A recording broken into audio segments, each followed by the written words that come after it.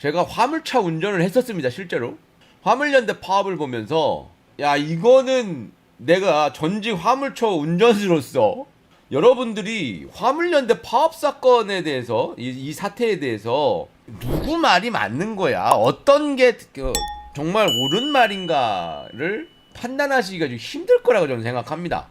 왜냐하면 어떤 언론에서도 맥을 짚어주지 못하기 때문에 그래요. 그래서 오늘은 이거에 대해서 제가 말씀을 좀 드릴까 합니다. 화물연대 파업이 왜 라이더들과 상관이 있느냐, 혹은 라이더들과 별로 상관없지 않냐. 상관이 없을 수가 없죠. 왜냐하면 화물차들을 도로에서 봐야 되는데, 우리가 극단적으로 말하면 그거잖아요. 화물차가 미친 척을 해요. 그러면 세상에 그거보다 무서운 게 어디 있습니까? 도로에서 화물차 이따시만한 레미콘이나 덤프트럭이나 이런 차들이 졸고 뭐 미친 척하고서 막 차선을 넘나들고 이러면 세상에 그거보다 무서운 게 어디 있습니까? 그죠? 자, 안전운임제라는 게 그 화물연대 노조에서 10년 동안 싸웠다고 해요. 그거 언론에 아무도 얘기 안 하잖아. 그거를 문재인 정권 때 허가해 준 게 아니야. 선심성으로. 정말 요즘에 블로그 애들이, 댓글 알바 애들 진짜 총동원 돼가지고 총력전 하던데, 십자포화를 날리던데, 여러분들 블로그 믿지 마세요.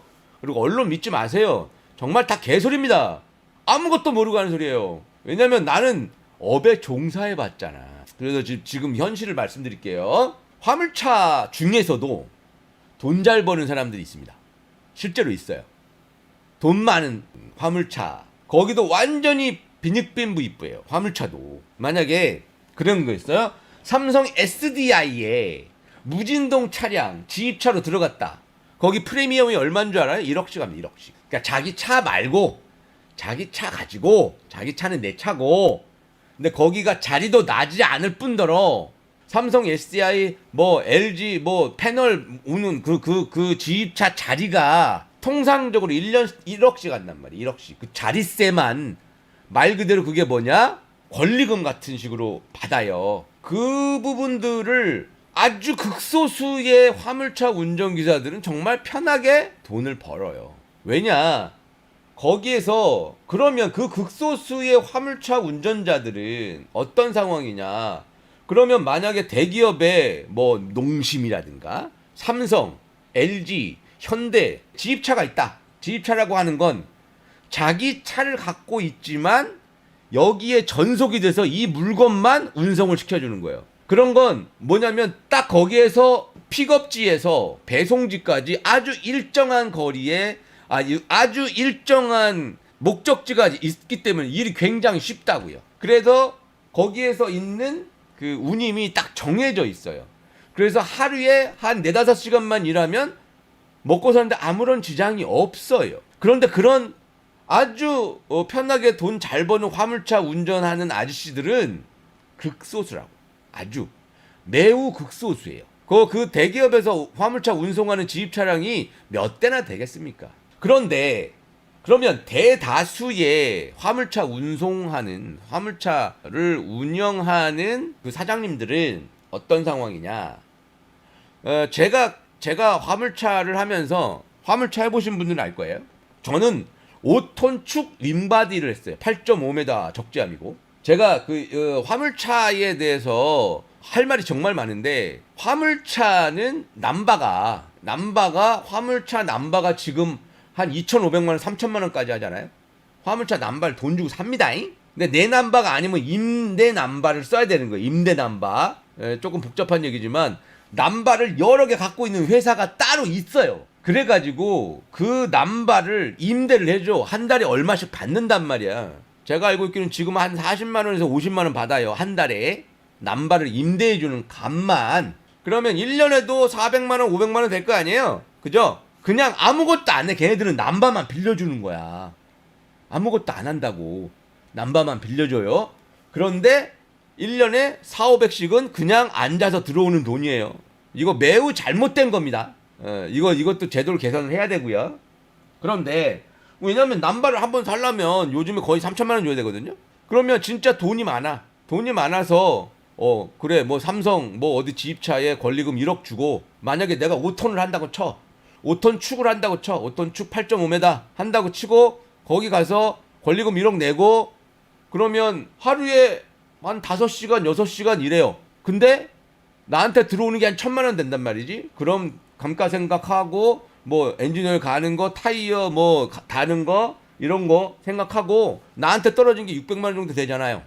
연료비 빼고 그러면 할만하지. 그런데 일반 화물차 라이더란다. 화물차 운전사 아저씨들은요 그렇지가 않아요. 저 같은 경우 합짐을 했거든요. 합짐이라는 건 뭐냐면 저는 주로 대부분 이제 그 코뿔소라고 그때 당시에 무전을 잡았습니다. 무전을 잡아가지고 하도 중간 그 중개상들이 화물 중개상들이 장난을 치니까 직거래 협동조합을 만든 게 코뿔소였어요. 그 당시에 윙바디 연합으로. 그래서 저도 콜바리를 한 거예요. 그러니까 용차지 용차 말 그대로 용병이야. 어디든지 가야 되고 어디든지 갖다 줘야 되는 게 용차예요. 용달. 그러니까 큰 용달인 거야. 큰 용달. 뭔 말인지 알겠죠? 큰 용달 한 거예요. 정말 에피소드가 많았습니다. 후진하다가 남의 공장 담벼락 다 뭐 뭉개고 말도 안 되는 초보 시절에 가가지고 뒷사대기로 마트지 3대 다 날리고 막 이랬던 다 거의 보험 처리 다 하고. 그런데 여기서 어떤 언론에서도 얘기하지 않아요. 화물차 자차 안 돼요. 화물차가 자차가 안 된다고요. 그리고 적재보험 지금 모르겠어요. 저 때는 5억이었어요. 한 개가. 만약에라도 사고 한 번 나잖아요. 그러면 인생 그냥 끝나요. 만약에 트레일러다? 그러면 트레일러 밑에 바퀴랑 그리고 뭐 차랑 그렇게 해서 한 번 뒤집어 먹었는데 거기에 있는 게 한 10억 원어치다. 그 화물이. 그러면 인생 쪽납니다.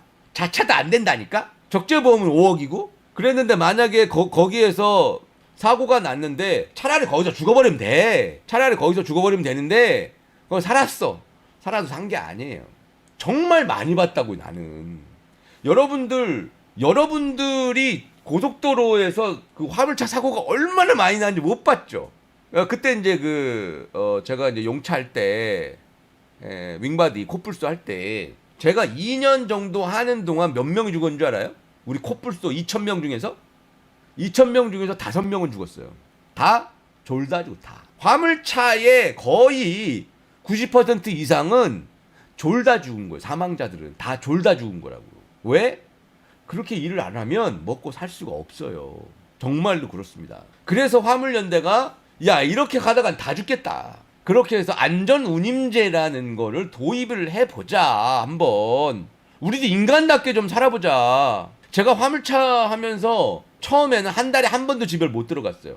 왜냐면 제가 그때 이제 영상 만든다고 이제 이 채널을 유지하겠다고 이제 영상 만들어야 되는데 그때는 정신적인 충격이 많이 컸었죠. 후배들이 많이 이제 죽어나가고 하니까. 그래서 이제 어떻게 해서든지 이제 채널을 유지하고 이제 안전 컨텐츠를 만들어야 된다는 뭐 아무도 부여하지 않았지만 저 혼자 이제 사명감에 돈을 못 벌고 계속 영상을 만들다 보니까 이제 가세를 탕진하고서 화물차를 탔죠. 여러분들 화물차 또 타면은 그 지입 사기꾼들이 얼마나 많은 줄 알아요? 저도 처음엔 그렇게 해서 당한 거였어요. 그렇게 해서 차를 비싸게 팔죠. 지입 사기들 엄청나게 많습니다. 여러분들 화물차 만약이라도 하시면 정말 지입 사기 하는 놈들 많아요. 이거 조심하셔야 되고.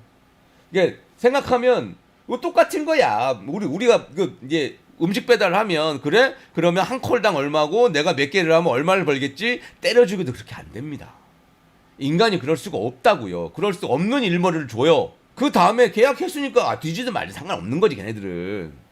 그리고 지금 트레일러를 하던 뭐 레미콘을 하던 그 사장님들이 그러면 그거를 내가 돈이 있어가지고 현찰 딱 주고 딱 뽑나? 다 할부를 한다고. 할부. 이자 주고 할부하는 거예요. 그러면 한 달에 자 트레일러 그 앞대가리만 한 1억 4천 하거든요.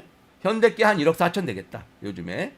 그러니까 내가 탔었던 노부스를 그때 제가 7,500에 샀거든요. 그때 7,500에 사가지고 8대 6천에 팔았나 하여튼 그런데 요즘에 새로 나온 노부스 신형이 프리마죠. 프리마 윙바디 8.5m 축차 하려면 걔 5톤 차도 1억 2천 뽑는데 윙바디가.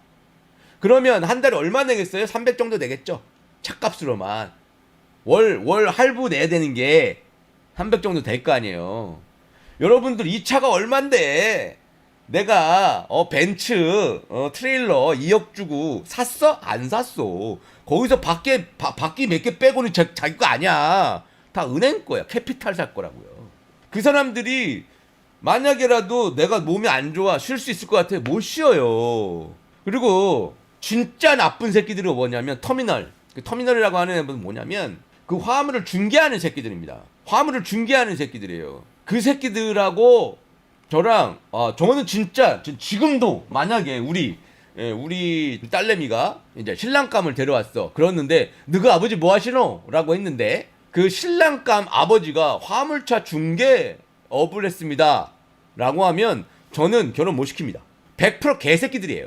왜냐하면 아직도 제가 일을 할 때 제대로 된 사람 못 봤습니다. 어떤 식이냐면 만약에 영업을 하면서 화물비를 80만 원, 만약에 서울 부산이라고 쳐요. 서울 부산인데 80만 원짜리 화물비를 받아요. 그러면 얼마에 내리는 줄 알아요? 독차를 45만 원에 내립니다. 그 복덕방의 새끼들이 중간에서 중개하는 새끼들이 그 새끼들을 옛날에 터미널이라고 불렀는데 그 서부 트럭 터미널 있죠? 거기에 있는 새끼들 다 그런 새끼들이었어요. 그럼 합짐을 하잖아요. 합짐이라는 건 제가 단시간 내에 돈을 많이 벌어야 되기 때문에 여기서 조금 싫고 또 여기 가서 조금 싫고 또 여기 가서 조금 싫고 그래가지고 부산을 내려갑니다. 수출하러 이제 항으로 가는 거예요. 그게 돈이 좀 돼요. 몸은 고되지만 당장 돈이 급했기 때문에 제가 거기에서 중간에서 아무것도 안 하고 아무것도 안 하는 건 아니에요. 분명히 그 사람들이 영업하는 건 전 인정을 해요. 영업하는 거 인정하는데 그게 40%씩 50% 뛰어야 될 그 정도의 영업비다? 그건 아니지. 내가 봤을 때 10%가 맞지. 10% 정도가 맞는데 그 중간에서 영업을 띄워준다는 것만으로 거기에서 뚝 반 잘라가지고 화물 운전기사분들한테 던지는 거예요. 저 때는 그랬어요. 근데 이제 플랫폼화가 되니까. 근데 플랫폼화 돼도 앱에 뜨는 단가가 없는데 실제로 영업을 해가지고 실제 화물 단가가 얼마인지는 아무도 몰라요. 앱의 중개업체 플랫폼 업체가 얼마에 한다. 그러면 거기에서도 수수료를 뛸 거 아니야. 그죠? 지금 정작 기름 떼가면서 화물차 밤잠 못 자면서 화물차 운전하는 사람들한테는 제대로 된 노동의 대가가 가지 않는 거라고. 그래서 제가 화물차를 띄워본 입장에서 보자면 그런데 여기서 문재인 정권에서 야 이거는 조금 좀 손을 봐야 되겠구나. 그래서 안심운임제라는 걸 교육을 하도 목소리를 높였더니 제가 지금 입이 잘 안 들어가요. 4시간을 계속 2톤을 떠들었습니다. 그래서 그걸 했어요. 그건 뭐냐? 원래 우리 배달행 라이더들도 콜당 기본 단가라는 게 있죠. 콜당 기본 단가. 근데 쿠팡이츠가 멋대로 2,500원을 내렸죠. 3,500원에서. 그러면 쎄 빠지게 해봐야 기본 인건비가 안 나오는 거야. 지금 화물차가 그래요. 서울에서 부산 내려가면 기름값이 얼마 나오게요? 지금 올라가지고 유가보조금 나온다고 하더라도 20만 원이에요. 내려가는 데만. 근데 컨테이너가 서울 부산 편도 얼마일 것 같아요? 컨테이너 편도가 80만 원밖에 안 돼요. 80만 원이면 잘 나오는 건가? 나 때는 그랬어요. 나 때는. 그것도 제대로 된 단가일 때 독차가 80만 원 이 정도 됐단 말이에요. 왜냐면 까대기 하고 그런 거 아니니까. 그거는 이제 위에서 이제 크레인이 내려주고 딱 하면 딱 가고 또 크레인이 올려주거나 기다리면 해가지고 인부들 내리고 하니까 그렇게 육체적인 고통은 많지 않아요. 근데 만약에 그렇다. 그러면 기름값을 20만 원 나가요. 그럼 톨비 한 2만 5천 원, 3만 원 내야 되죠. 그래서 밥 먹어야 되죠. 그리고 거기에서 타이어 값에 뭐에 빼잖아요. 그러면 거기에서 한 달에 차값 300만 원 나가야 되죠. 만약에 매출이 2천만 원 났다고 해도 얼마 가져가겠어요. 겉으로 보기에는 되게 많은 돈이 돌아다니니까 화물차 운전기사들이 되게 많이 버는 줄 알아요. 그런데 실제로 MBC 모드에서는 그게 자꾸 나오잖아요. 뉴스공장이나 이런 데서는만 나오잖아요. 화물차 기사들 밤잠 못 자고 미친 사람처럼 뛰어봐야 한 300만 원, 400만 원 갖고 가는 거예요. 순이익이. 그럼 실질적으로 시간당 일한 거 비하면 최저 시간이 안 나와요. 그런데 자차가 안 되잖아. 사고 나잖아. 그럼 인상 거기서 쫑이내니까 인생 거기서 쫑이에요. 그러면 노예돼요, 노예. 계속 통장에서 뭔가는 빠져나가야 되잖아요. 그럼 기사 타야 된다. 그러면 그냥 노예로 전락해요. 화물노예가 돼요. 그러니까 이런 부분들을 취재를 제대로 해보지도 않고 얼마나 위험한 일이고 전문적인 일인데도 제대로 된 노동의 평가를 받지 못하고 너구나 너구리님이 누가 하랬나? 하고 싶어서 합니까? 막바지에 몰린 사람들이 배달 대행 하시는 분들이 자기가 신용불량자가 돼가지고 가족들은 먹여 살려야 되니까 어쩔 수 없이 선택하는 사람들이 얼마나 많겠어요. 그러니까 이게 그러면 그 너구리님은 평생 그런 일 안 할 수 있을 것 같아요? 제가 봤을 때는 이제 화물 들어가면 또 댓글 부대들이 이제 많이 왔다 갔다 하는 건 제가 알겠는데 제가 요즘에 블로그랑 그 대형 커뮤니티들을 이렇게 하는 거 보니까 이런 애들 자꾸 돌아다니더라고요.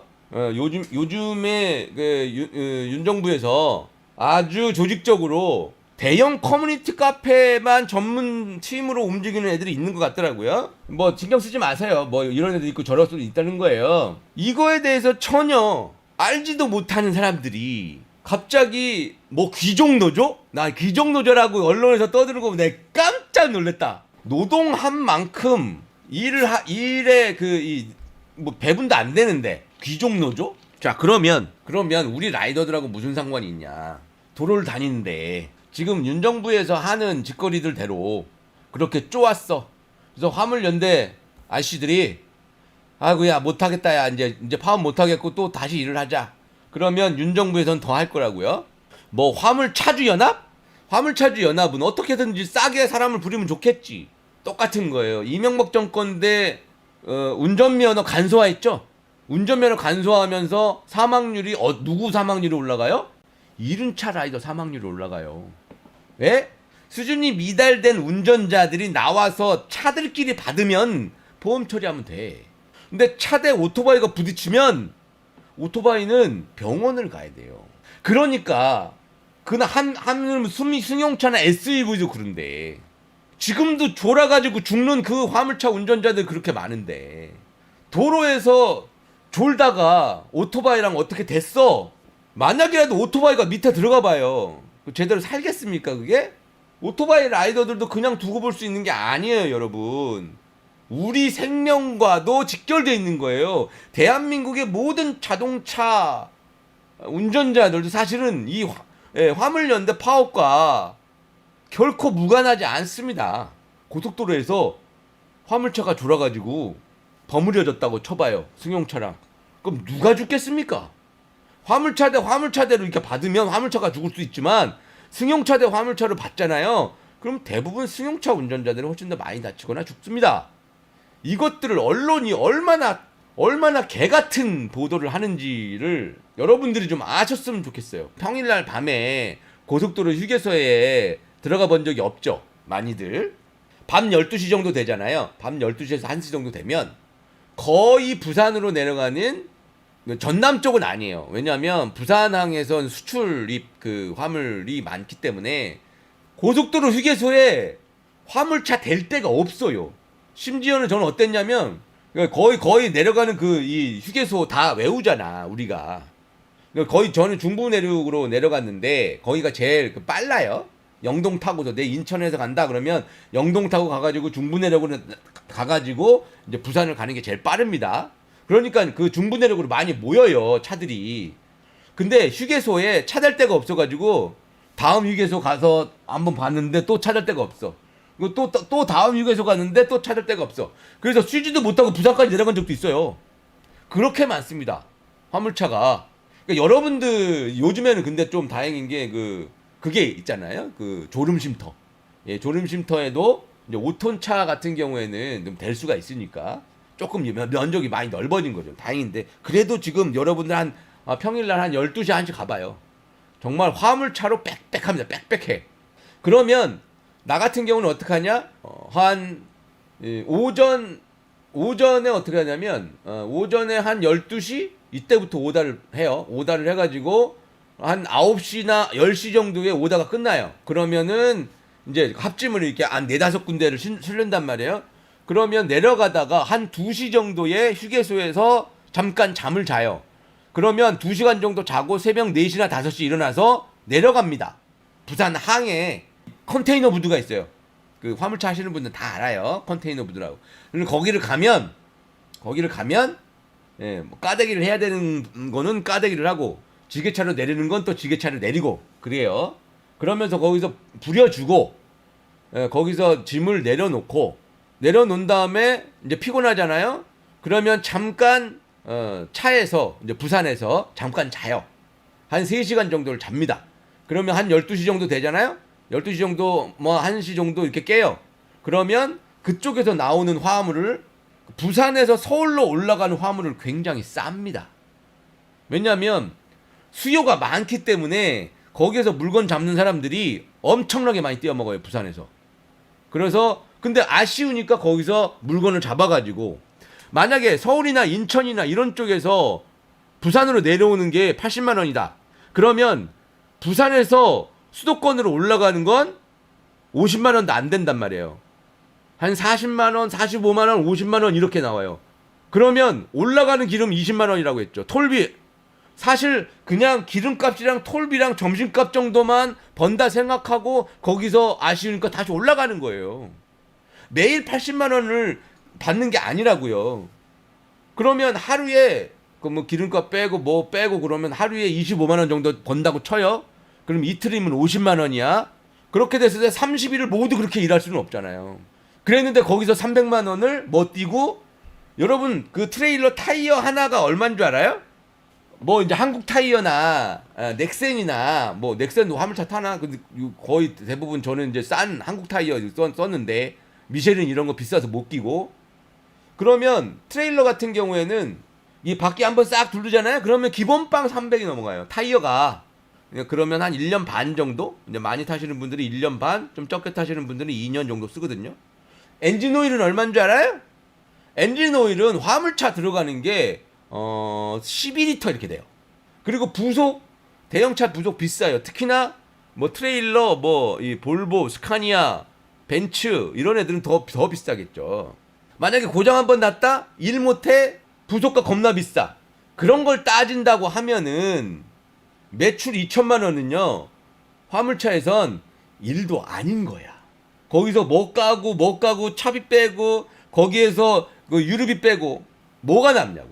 지금 상황이 이래요. 근데 애들 먹여 살려야 되잖아. 집에는 뭘 갖다 줘야 될 거 아니야. 나는 거지처럼 차에서 먹고 자고 한 달에 2번이나 들어가고 끽해봐야 4번 들어가고 이런 생활을 살지만 가족 먹여 살리려고 그 목숨을 걸고 운전하는 거 아니야.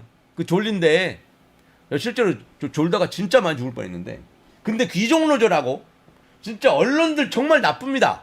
제가 그때도 말씀드렸지만 드골 같은 사람이 한 명 있어야 됩니다.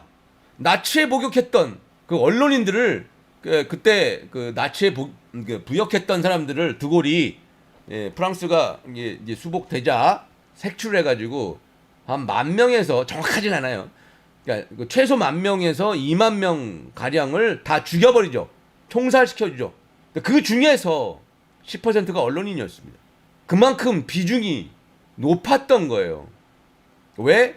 국민들의 눈과 귀를 가리니까. 그래서 그 언론인들을 나치에 부역했던 그 언론인들 다 총살시켜 죽입니다. 근데 드골이 그러죠. 날 잔인하다고 욕하는 역사학자들이라든가 분명히 그런 평가가 있을 것이다. 하지만 난 욕 먹을게. 욕 먹을 줄 알아. 알고 하는 거야. 하지만 다시는 우리 민족의 눈과 귀를 가리고 나치에 부역하고 민족을 배반하는 그런 민족의 배반자들은 더 이상은 나오지 않을 것이다 라고 해서 그걸 단행하죠. 지금 유일하게 MBC만 좀 제대로 된 보도를 하고 있죠. 여러분들 지금 윤석열이가 까부는 건 딴 게 아니에요. 언론 믿고 하는 겁니다. 언론 믿고. 지금 나라가 이게 나라입니까? 미친 짓을 좀 많이 해야지. 엠많이 해야지. 뭐 서해 피격부터 시작해가지고 이태원 참사부터 시작해. 여러분 잘 봐요. 지금 이거 그대로 가잖아요. 이태원 참사는 일도 아니야. 봐봐요. 세월호 참사는 일도 아닌 게 나와요. 큰일 날 상황입니다 지금. 뭐 천공스승이네 뭐 권진이네 뭐 이런 게까지는 얘기를 하지 않더라도 제가 요즘에 계속 생각하면서 그런 생각을 했습니다. 야 이거 어떡하지? 저는 애가 있으니까 애들이 너무 어떻게 될까봐 무서운 거야. 어딜 보내지를 못하겠는 거야. 국가를 못 믿겠으니까. 그렇잖아요. 잘 생각해봤더니 나라가 개판이 될 때 공통점이 뭔지 알아요? 박근혜와 윤 정부의 공통점이 뭐게요? 자식이 없어요. 박근혜도 자식이 없었고 아이를 낳은 적이 없었고 윤석열이라는 사람도 아이를 낳은 적이 없습니다. 김건희도 아이를 낳은 적이 없죠. 아이를 키우고 아이에게 정성을 다하는 것은 뭐냐? 미래에 대한 투자잖아요. 윤석열이나 박근혜나 김건희나 이런 사람들은 뭐예요? 내일이 없어. 나만 기쁘면 돼. 나만. 그렇잖아요. 잘 생각해봐요. 그게 옛날에 얘기했던 십상시예요. 환관정치라고 하는. 그게 너무 무서운 거야 나는 지금. 근데 거기에 이런 방과 한마디 제대로 말도 못하는 언론이 합세를 했어요. 그리고 무소불위의 권력을 갖고 있는 검찰이 합세했습니다. 무슨 짓이든지 할 수 있는 거예요 지금. 저도 아이를 낳고 살았어요. 아이를 낳고 나서 아무리 자기가 인문학적인 그 소양이 풍부하고 굉장히 엄청난 천재고 오케이 그건 인정하겠지만 아이를 낳아보지 않은 사람들은 절대 부모의 심정 그리고 앞에 미래 세대에 대한 걱정 이런 거 몰라요. 제가 감히 단언하건대 아이를 낳았을 때 아이를 낳고 이 애가 나를 닮아 나랑 똑같이 생긴 애가 나와가지고 아빠 이러고 막 퇴근하고 오면 막 달려들고 이래. 이러면 내가 알고 있던 기존의 세계관이 다 무너져 버려요. 완전히 그 아이 때문에 세계관이 다 재편됩니다. 내가 알고 있던 세상은 정말 요만큼밖에 안 됐구나. 그런 경험을 해보지 않은 사람이라고. 윤석열, 김건희, 박근혜는 그런 경험을 해보지 않았어. 어렸을 때부터 호의호식하고 어려운 사람 어려운 걸 몰라요. 한 번도 어려본 적이 없었거든. 난 그게 너무 무서운 거예요. 화물차 연대 파업을 이렇게 지켜보면서 대형 커뮤니티에서 만약에 화물연대네 뭐네 야 이건 너무한 거 아니냐 이러면 일단 주인장들이 난리죠. 왜 정치 얘기를 하느냐? 왜 정치 얘기를 하느냐? 정치 얘기를 하면 분명히 거기서 달려붙어가지고 네가 뭘 안다고 넌 빨갱이냐 이렇게 달려붙는 애들이 있거든요. 그런데 저는 카페 주인장님들이 그걸 너무 무서워하지 않으셨으면 좋겠어요. 제가 그때도 말씀드렸던 것처럼 이제 걔네들이 카페를 아사리판으로 만드는 그 공식이 어느 정도 있으니까 그거 너무 무서워하지 마세요. 그리고 건전한 토론을 막으면 그 커뮤니티가 계속 죽어요. 오토바이에 대해서 소음 규제라든가 환경부에서 삽질하고 있는 거 있죠? 제가 봤을 때 그거 잘 안 될 거라고는 보는데 그거는 정치적인 얘기 아닙니까? 그거는 누군가의 이득을 위해서 라이더들의 희생을 강요하는 거 아니에요? 그건 정치 아닙니까? 그러니까 제대로 된 정치에 대한 개념이 없으니까 근데 오토바이 얘기가 아니면 무조건 얘기를 하면 안 돼. 왜? 아사리판 내가지고 사람들이 탈퇴하고 막 이럴까봐. 그리고 실제로 탈퇴하는 퍼포먼스를 보여줍니다. 그 공작조들이. 에이씨 내 들어서 탈퇴한다 이러고 나도 들어서 탈퇴한다 이러고 한 10명이서 게시판에 쭈르륵 올리잖아요. 그러면 운영진들은 쫄게 돼 있습니다. 야 이러다가 카페 망하는 거 아니야? 예, 걱정하지 마세요. 그게 다 공작조입니다.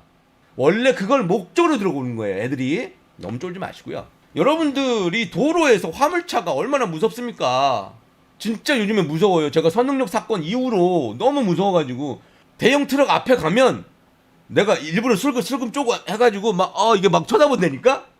깔아버릴까봐? 도로는 같이 달리는 공간이잖아요.